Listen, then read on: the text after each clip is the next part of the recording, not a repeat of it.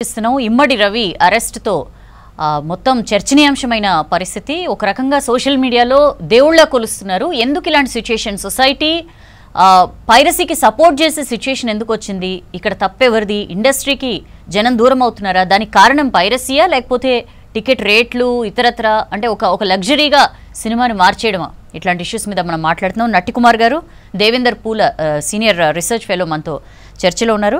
Sir, ఇందాక దేవేందర్ మాట్లాడుతూ ఒక మాట అన్నారు, this is more than piracy అని చెప్పి. మీరు కూడా అన్నారు ఇండస్ట్రీలో కొంతమంది ఉన్నారు వీళ్ళకి సహకరిస్తున్న వాళ్ళు అని చెప్పి. ఎట్లా సార్? అంటే దీనివల్ల ఖచ్చితంగా తీవ్రమైన నష్టం. మనం ఇందాక మాట్లాడుకున్నట్లు అనేక సంవత్సరాలుగా అనేక దశాబ్దాలుగా ఈ పైరసీ గురించి మనం మాట్లాడుకుంటున్న పరిస్థితి.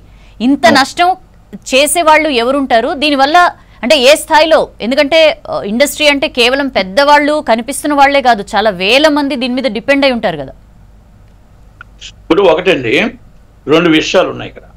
మాది 24 క్రాప్స్, అంటే అనాఫీషియల్గా 28 క్రాప్స్ ఉంటాయి. ఈ 28 క్రాప్స్లో మాది ఆర్ట్ డిస్క్ అవ్వచ్చు, పెన్ డ్రైవ్ అవ్వచ్చు, లేకపోతే ఒక మూవీ అవ్వటానికి అది సంసార్కి వెళ్ళేటప్పుడైనా అవ్వచ్చు, లేకపోతే ఒక డిఏ అయినప్పుడు అవ్వచ్చు, మరి టోటల్ యావిడ్లో అవ్వచ్చు, లేదు మొత్తం టోటల్గా డిజిటల్ ప్లాట్ఫామ్ మీద అవ్వచ్చు, లేకపోతే రీరికార్డింగ్ థియేటర్, అంటే అన్నిటికీ ఆర్ట్ డిస్క్ అనేది షిఫ్ట్ అవుతూ ఉంటుంది.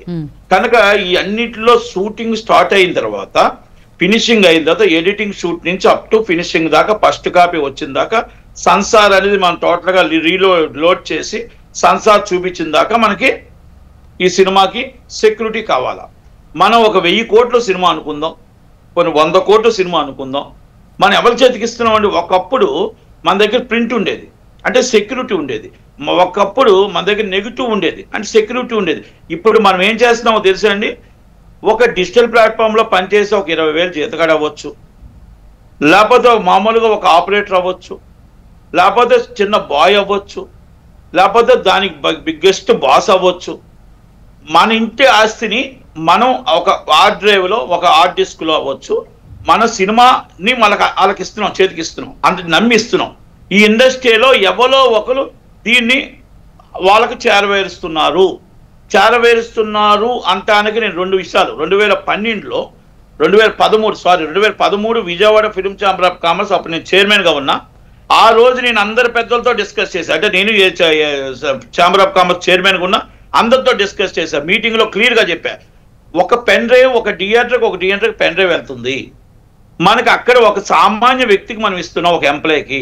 మనది 100 కోట్ల సినిమాని మనం తీసుకొచ్చి అక్కడ ఇవ్వడానికి దీంట్లో నుంచి మనకి బయటికి వెళ్ళదు అని గ్యారంటీ ఏంటి? ఉదాహరణకి అనకాపల్లి నుంచి విజయవాడ నగరం వెళ్ళాలి, అనకాపల్లి నుంచి శ్రీకాకుళం వెళ్ళాలి, అనకాపల్లి నుంచి విశాఖపట్నం వెళ్ళాలి. ఈ అన్నింటిలో ఎక్కడైనా మనకు మిస్ కాదు అని గ్యారంటీ ఏంటి? నెంబర్ 1.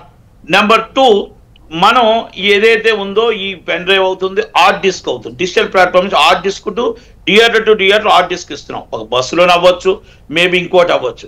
ఈ అన్నిటిలోని మనకి ఎక్కడో తేడా కనబడుతుంది, మనది మనకి వెళ్తుంది అనడానికి నేను ఆ రోజు చెప్తే కొంతమంది పెద్దలు అన్నారు, లేదు మాది చాలా స్ట్రాంగ్, అసలు మాది హ్యాంగ్ చేసే అవసరమే లేదు, మా దాంట్లో నుంచి బయటికి వెళ్ళే అవకాశమే లేదు అన్నారు. ఓకే, ఏది ఏమైనా పెద్దలు, ఇండస్ట్రీ పితామహులు వాళ్ళ మాట, మాలాంటి వాళ్ళ మాట పట్టించుకోరు. నాట్ ఓన్లీ నేను కాదు, ఎవరి మాటైనా పట్టించుకోకుండా మనం ఉన్నది మేమే గొప్పవాళ్ళం అనుకున్నారు.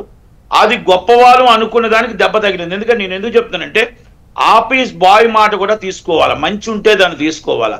నేను అందుకే ఠాగూర్ విషయం చెప్పా.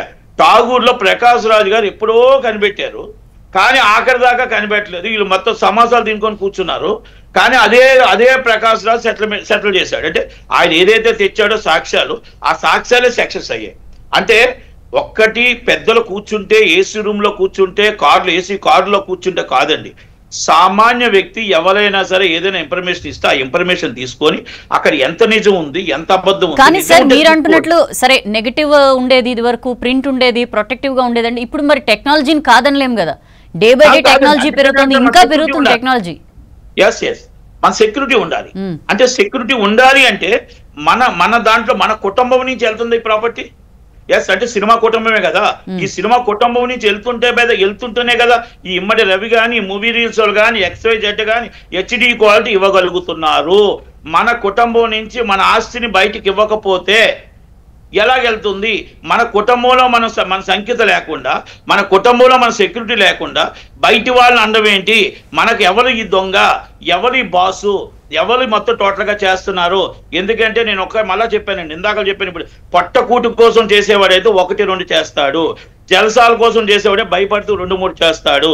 కానీ వేల సినిమాలు, 100 సినిమాలు, వేల కోట్ల నష్టం వస్తుంది అంటే సినిమా ఇండస్ట్రీ నుంచే మన ఆస్తి వెళ్తుంది. అది వెళ్తుంది, ఆ కన్నం ఎక్కడుంది, ఆ కన్నంలో నుంచి ఎలాగెళ్తుందో చూడటానికి మనం ముందు ఇన్వెస్టిగేషన్ చేయాలి. మనం ఎంతసేపు ఇమ్మీడియట్ రెవెన్యూ ఎన్కౌంటర్ చేయండి, లేకపోతే ఇంకొకరిని అంటే ఏమంటే మనం చేస్తున్న వాళ్ళని ఇమ్మీడియట్ రెవెన్యూ వెళ్ళిపోతే, మనకు ఒక మూవీ ఇది మన ఏదైతే ఐబొమ్మ వెళ్ళిపోతే ఇంకొకటి వస్తుంది, 1 నెల తర్వాత ఇంకో 2 వస్తాయి, ఇంకో 3 వస్తాయి. శాశ్వత మార్గం చూడాలి. అంటే శాశ్వత మన ఆస్తిని మన దగ్గర నుంచి, మన కుటుంబం నుంచి ఎవరో దొంగతనం చేస్తున్నారు. ఆస్తి అంటే సినిమా ఇండస్ట్రీ, మా సినిమా ఇండస్ట్రీ నుంచే ఈ దొంగతనం జరుగుతుంది.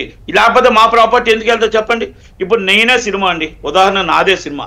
నేను లాస్ట్ ఒక 5 years బ్యాక్ 2 సినిమాలు రిలీజ్ అయ్యాయి. మా అమ్మాయి